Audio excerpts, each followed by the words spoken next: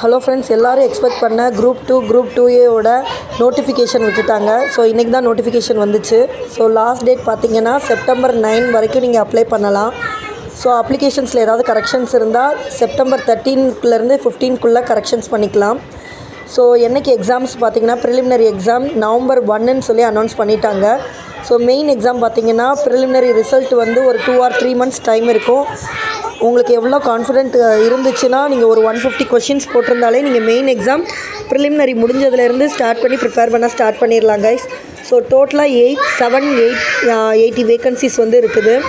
So new கவர்மெண்ட்னால் இன்னும் நிறைய vacancy வந்து ஆடண்டம் வரதுக்கும் நிறைய சான்சஸ் வந்து இருக்குது. ஸோ அப்ளை பண்ணுறவங்க வந்து குயிக்காக அப்ளை பண்ணிடுங்க. லாஸ்ட் மினிட்டில் பண்ணாதீங்க. ஸ்டார்டிங்லேயோ இல்லை மிடில்லையோ அப்ளை பண்ணிடுங்க. மேபி நிறைய சான்சஸ் இருக்குது. நிறைய வேக்கன்சிஸ் வந்து இன்க்ரீஸ் பண்ணுறதுக்கான சான்சஸ் வந்து இருக்குது. Thank you guys.